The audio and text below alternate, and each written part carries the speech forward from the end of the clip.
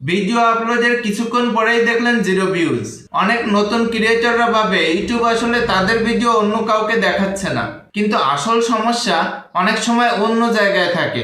আর সেটা বুঝতে পারলে আপনার ভিডিওর প্রথম থেকে ভিউ আসা খুবই সহজ হয়ে যাবে। নতুন চ্যানেলের একটা খুব সাধারণ সমস্যা আছে, ভিডিও আপলোড হয় কিন্তু প্রথম কয়েক ঘন্টা এমনকি একদিন পরেও ভিউ আসে না। অনেকেই ভাবে হয়তো ইউটিউব অ্যালগরিদম ছোট চ্যানেলকে পছন্দ করে না, কিন্তু বাস্তবটা একটু আলাদা। অনেক সময় সমস্যাটা হয় ভিডিও আপলোড করার পর কোনো ট্রাফিক না থাকা, মানে ইউটিউব বুঝতেই পারে না যে এই ভিডিওটা মূলত কার জন্য।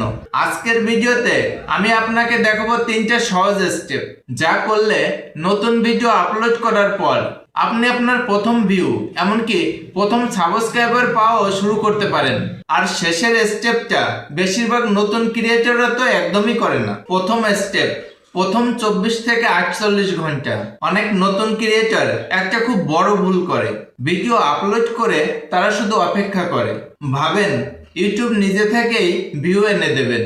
কিন্তু বাস্তবে ইউটিউব প্রথমে একটা জিনিস বোঝার চেষ্টা করেন, এই ভিডিওটা কোন ধরনের দর্শককে দেখানো যেতে পারে। ধরুন আপনি রান্না নিয়ে ভিডিও বানালেন, তাহলে ইউটিউব বুঝবে যে এই ভিডিওটা যারা রান্না ভালোবাসে তাদের সামনে দেখাতে হবে। ভিডিও আপলোডের প্রথম 24 থেকে 48 ঘন্টা খুবই গুরুত্বপূর্ণ। আর এখানেই আসে দ্বিতীয় স্টেপটা, শুরুতে ছোট অডিয়েন্সের কাছে পৌঁছানো। ভিডিও আপলোড করার পর একটা সহজ কাজ করা যায়, ভিডিওটি এমন জায়গায় শেয়ার করা যেখানে আগ্রহী মানুষ থাকতে পারে, যেমন ফেসবুক গ্রুপ কিংবা এমন জায়গা যেখানে আপনার টার্গেটেড অডিয়েন্স থাকতে পারে। এই সময়ে লক্ষ্য একটাই, ভিউ বাড়ানো না, বরং ইউটিউবকে একটা প্রথম সিগন্যাল দেওয়া।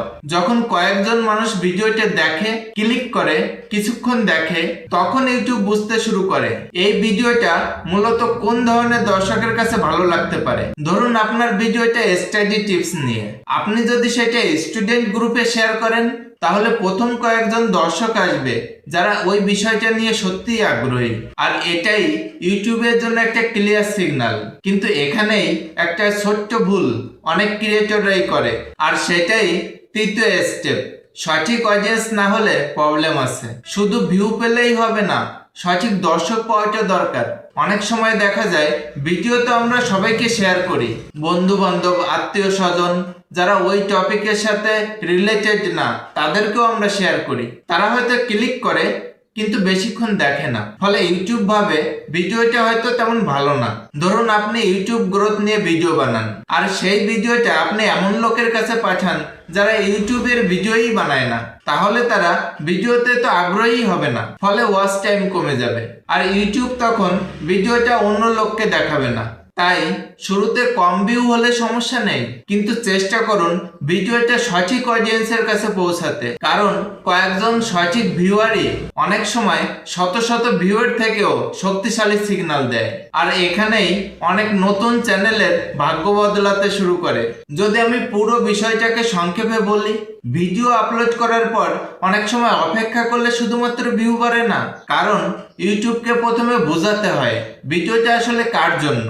আজ আমরা দেখলাম প্রথম 24 ঘন্টার গুরুত্ব, শুরুতে ছোট অডিয়েন্স পাওয়া আর সঠিক দর্শকের কাছে পৌঁছানো। কিন্তু আরো একটা গুরুত্বপূর্ণ ভুল আছে, যার কারণে অনেক ভিডিওতে তো ইমপ্রেশনই আসে না। আমি এই বিষয় নিয়ে আরেকটা ভিডিও করেছি, ভিডিওটি আমি এন্ড স্ক্রিনে দিয়ে দেব।